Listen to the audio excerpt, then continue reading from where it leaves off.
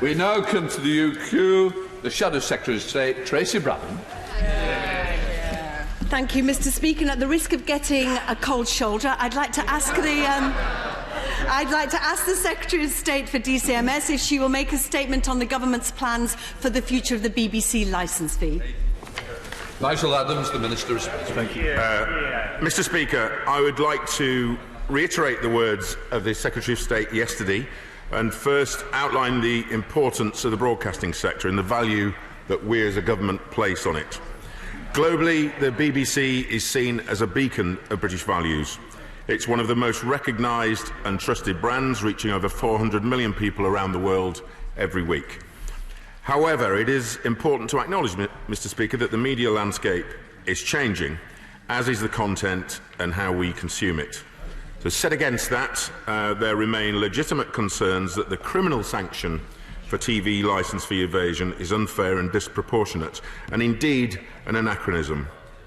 And as we move into an increasingly digital age where there are more and more channels to watch and platforms to choose from, we must revisit the logic of criminalisation and ask whether criminal penalties for consumer choice are consistent with a just and democratic society.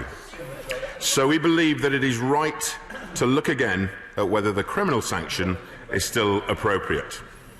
This is why it's right, Mr. Speaker, as the Secretary of State announced yesterday, the government is launching an 8-week public consultation on the decriminalisation of TV licence evasion and share the thoughts on the TV licence model and how it may yet change over time.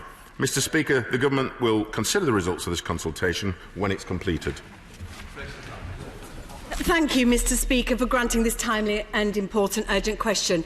As our public sector broadcaster, the BBC is central to the lives of our constituents. 91% of Britons use the BBC every week. 26 million households have a TV licence. The future of the BBC as public service broadcaster is a crucial matter to all of us.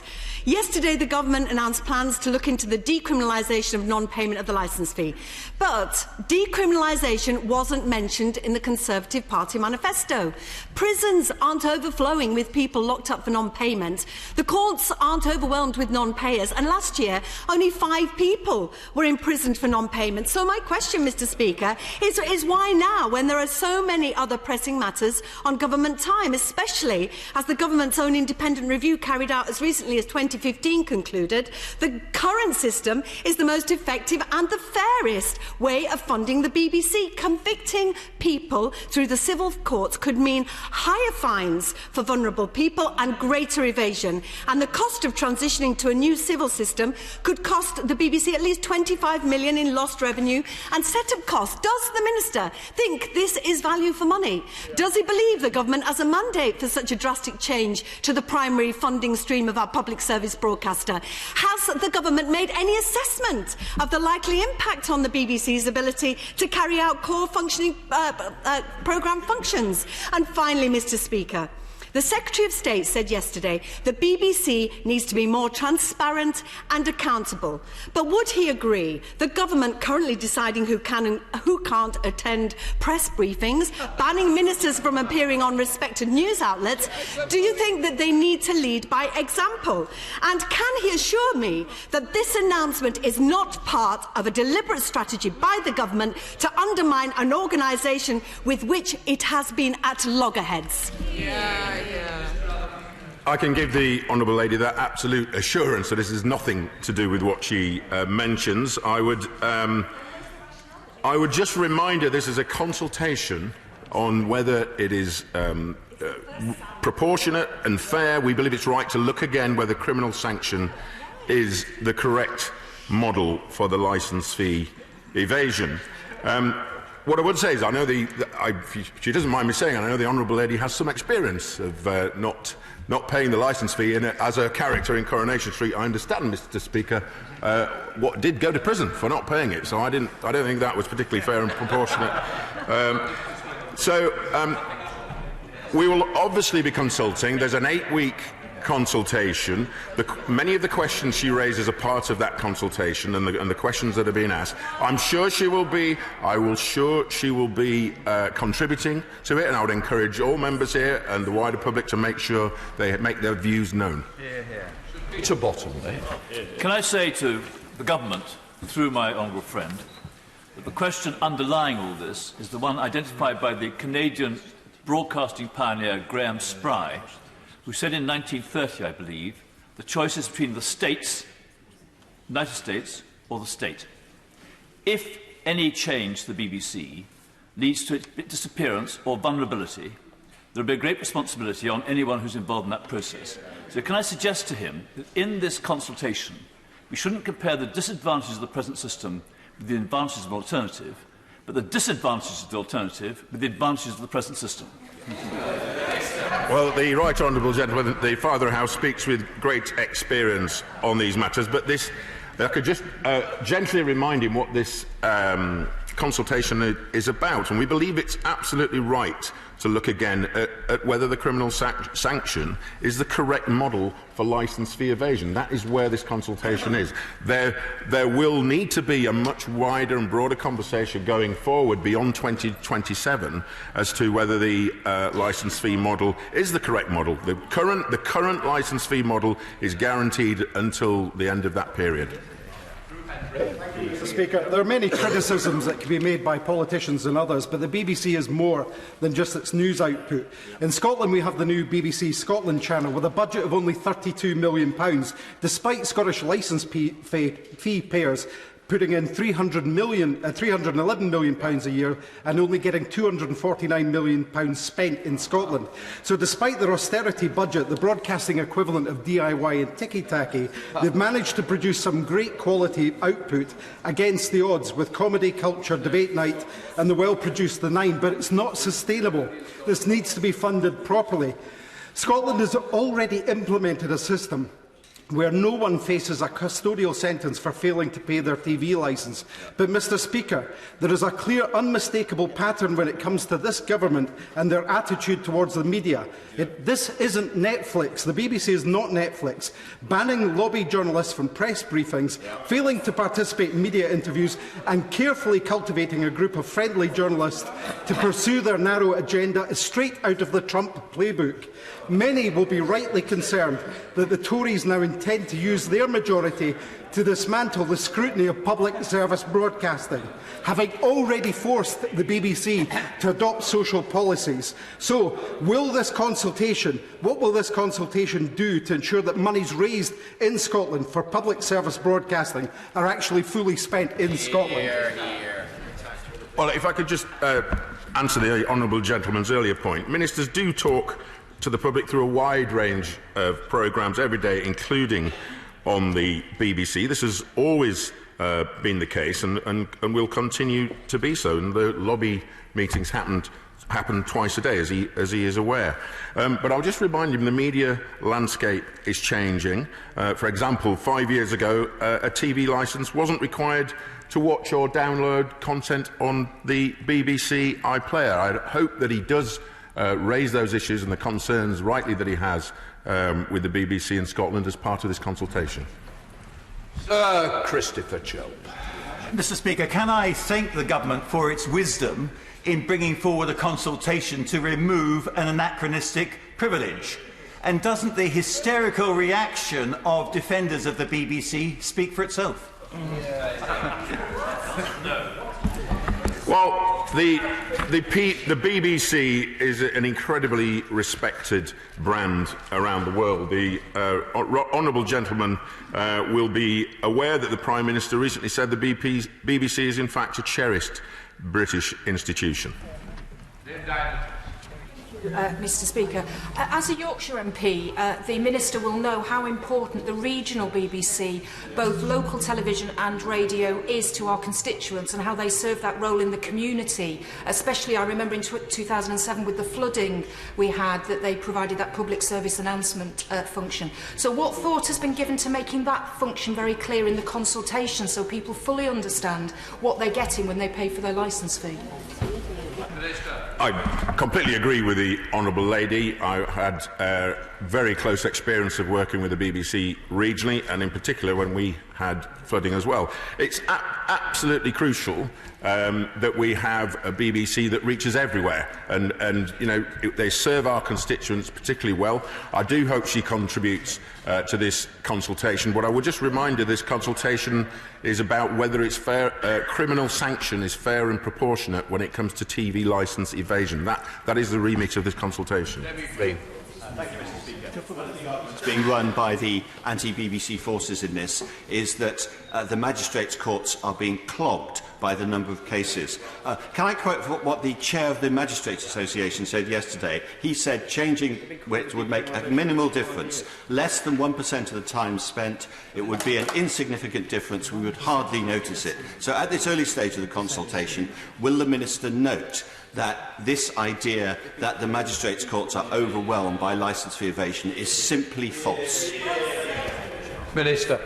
Well, the right honourable gentleman makes a very good point. My understanding is there were over 120,000 people prosecuted and sentenced for non-payment of a licence last year, and the average fine to those who were prosecuted was £176, and I'm sure that does take some considerable amount of court time. Could I, Mr. Speaker, for the second time today, recommend a minister reads the latest Select Committee report on this matter, chaired by his excellent colleague, the Right Honourable Member for Malden. We looked into this before the last licence fee review in detail. The evidence, I'm sure he likes evidence-based policy. We found absolutely no grounds to do this whatsoever. Well, we did have the Perry review. This was conducted, as he knows as well, 5 years ago. But we do believe that it's right to look again. The landscape has changed at whether the criminal sanction remains appropriate. You know, there are many people I met during the election who did raise whether it was fair and proportionate to potentially be criminalised for non-payment of the TV licence fee. Jason McCartney. Thank you, Mr. Speaker. Does the Minister agree with me that the BBC is at its best in terms of public service broadcasting when it's covering local radio in terms of rugby league, cricket and football, sports which aren't getting any coverage on commercial radio, and whatever future funding model goes forward, that type of broadcasting must be protected? I absolutely agree with the honourable gentleman. I know he's spent many years in that sector working for local stations. It is incredibly important that we maintain that local connection with communities, and sport plays a very important part of that via the BBC. Christine Jardine. Thank you very much, Mr. Speaker. The Minister has said several times that the media landscape is changing.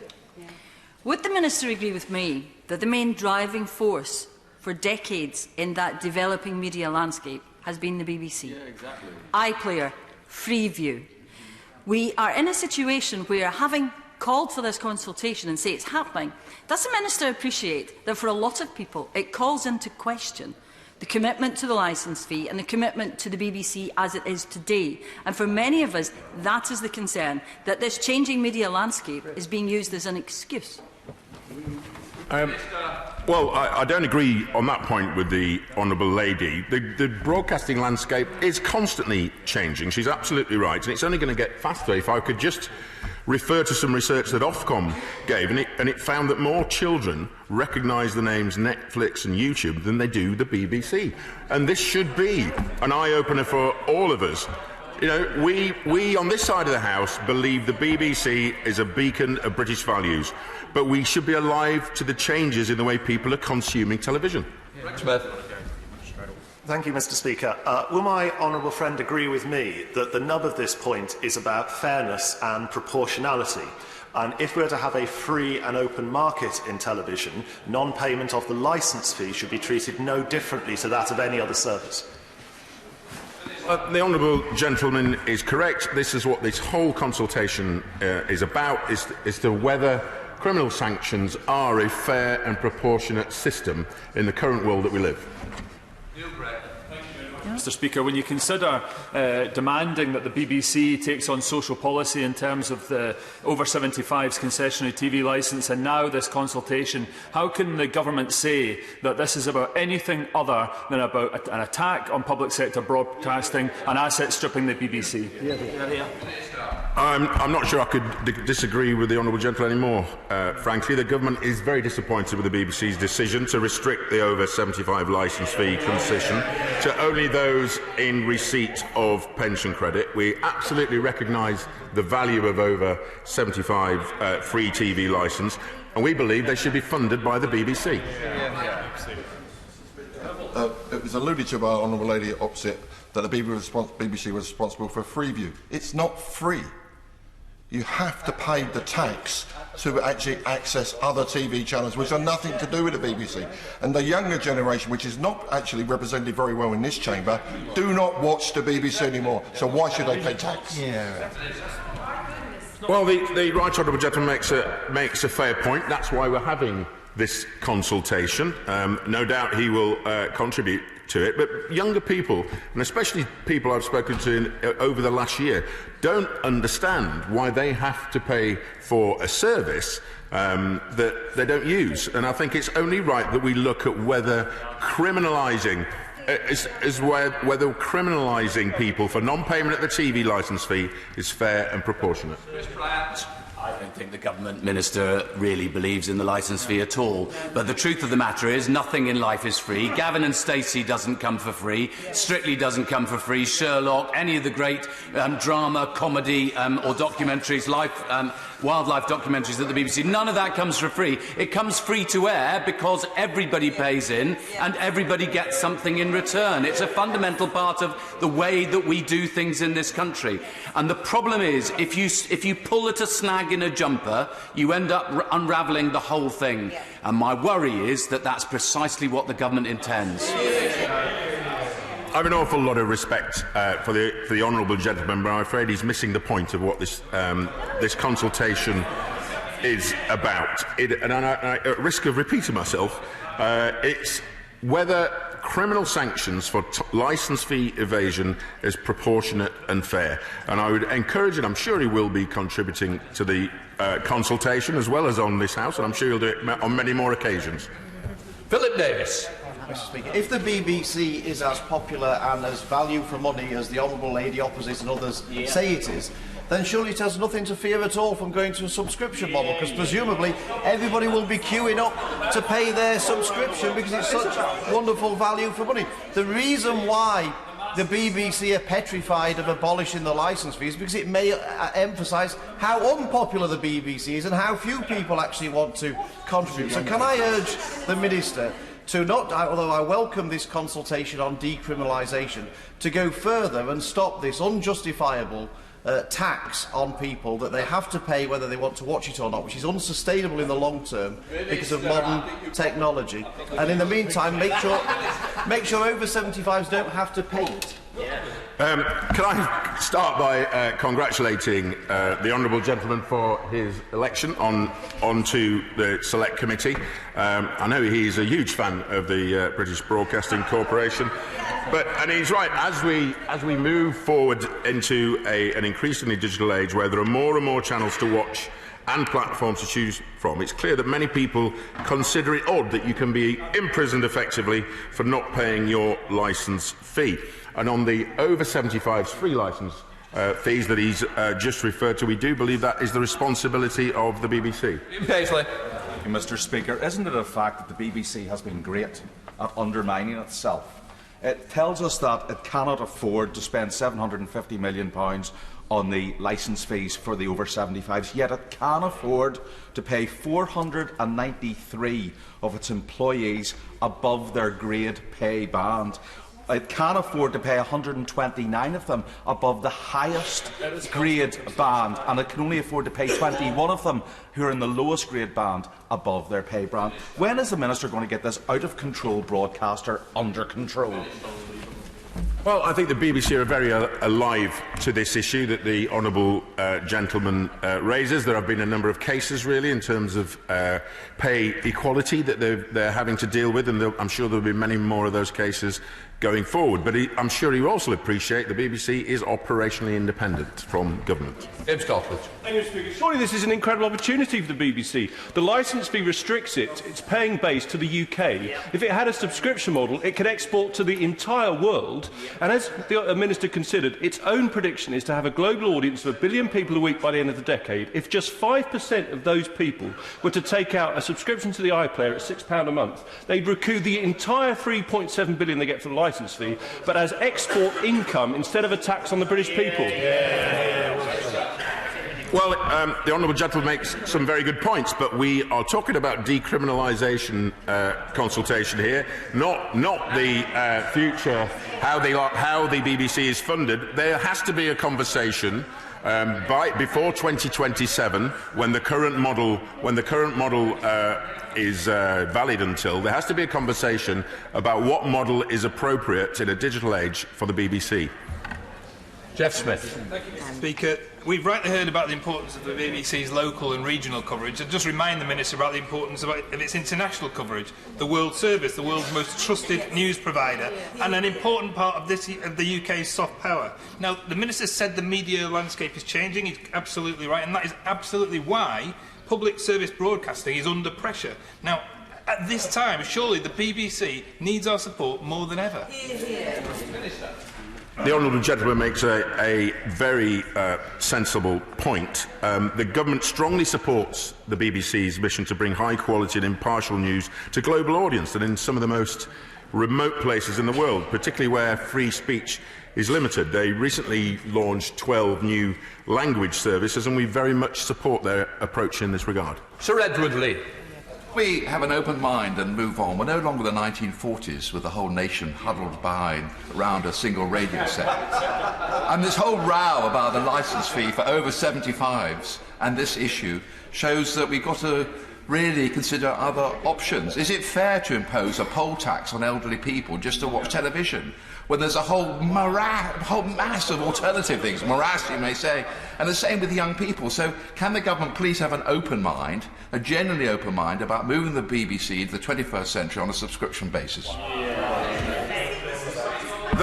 The right honourable gentleman is right to raise it. That's why we will be discussing how the BBC is funded going forward. But I would just remind him what this consultation is about. It's about whether criminal sanction is a fair and proportionate sanction for non-payment and licence fee evasion. Of course, we have to have those conversations going forward as to, in a digital age, whether the current licence fee model is appropriate. Can I fear, Mr. Speaker, that if we look beyond the headline of the decriminalisation of non-payment, what we see is yet another attack on the BBC and the very principle of public service broadcasting from the benches opposite, led by the member for Shipley. Given the shambles of the over 75s and the licence fee, would he agree that the powers of the licence fee should actually be removed from government to avoid such future political jiggery-pokery? Here. Well, when we look at how the BBC going forward is going to be funded, we will be speaking to everyone, and all our masters, in particular the general public, that will have their say. Andrew Bridgen. Speaker, I welcome this long overdue consultation into decriminalisation of the TV licence, something I tried to include in the deregulation bill back in 2014, and which at that time had the support of the majority of members in this House. As my right honourable friend will be aware, currently non-payment of the TV licence is managed by the Magistrates' Court. Is he also aware that the Magistrates' Association have been calling for decriminalisation of non-payment of the TV licence for more than 25 years? I'm not surprised that the Magistrates' Association have been calling for this. As I referred in my answer to the right honourable gentleman earlier, over 120,000 people last year were prosecuted under this current regime. That's why we're having the review and the consultation. Jonathan Edwards. Speaker, as the Minister knows, S4C is largely funded these days via the licence fee, and the BBC itself is the main provider of broadcast news in both of the national languages of Wales. Therefore, what assurances can the Minister give that these vital public broadcasting services will be adequately resourced well into the future? The honourable gentleman is completely correct to raise this. S4C is funded as a public service broadcaster. It is funded currently via the licence fee.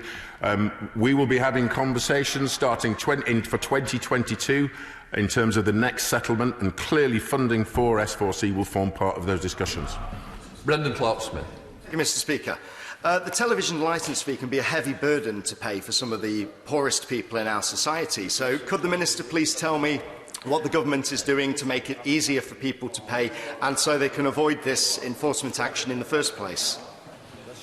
The honourable gentleman is right to raise this. It can be it's expensive for some people on the lowest incomes to be able to pay the licence fee, and we are introducing a new simple payment plan which comes into effect. We've had trials of the simple payment plan, Mr. Speaker, and I can confirm to the honourable gentleman here today that with effect from the 1st of April 2020 there will be a new flexible payment instalment scheme designed to help exactly the people he refers to. Jim Shannon. Has the Minister considered, in this day and age of streaming channels and hubs, the amount of work that independent channels do just to exist, that it does seem absurd that there should be a state-subsidised channel? Does the Minister agree that it's time for the BBC to stand on their own feet and on their own merit? All the questions that the honourable gentleman puts need to be part of a much bigger conversation. Once we've done this consultation on whether criminalisation of licence fee evasion is fair and proportionate, we have to have a conversation for beyond 2027, when the current model, the deal via the Charter, expires. We have to have a serious conversation how the BBC is funded in a digital age. Martin Vickers. Thank you, Mr. Speaker. The BBC recently announced that they were shedding 450 staff from their news department, and yet they said they would still provide a fully comprehensive service. When my constituents read of those reports, many of them who find difficulty in raising the funds to pay for the licence, they do think that the BBC needs slimming down. Could the Minister assure my constituents that he would keep the pressure up on the BBC to reduce its costs? The beauty of the current model is that there is assurances in terms of funding and in terms of a 5-year deal. That was never the case before. But I would also just remind the honourable gentleman that we have to be completely independent from how the BBC operates. Operationally, editorially, the BBC are independent. Mr. Speaker, I declare an interest in that my late parents both met when they were both working for the BBC, and I installed the computer system that is actually used for collecting and verifying the licences. So can I therefore ask my honourable friend, what assessment the government has made on the increase in avoidance of paying the licence fee, and therefore the increase in costs of actually catching those people that don't pay the licence fee? Because that will obviously add to the costs and indeed add to the implications across the funding. Well, I'm delighted to hear the honourable gentleman's how he came about, we should all be grateful to the BBC that the member for Harrow is the BBC's responsibility. But this is exactly why we are having this consultation. Of course, there will be costs. There are huge costs associated with these levels of prosecutions, and I would urge him, especially with his keen personal interest, to make sure he gets involved with the consultation. We now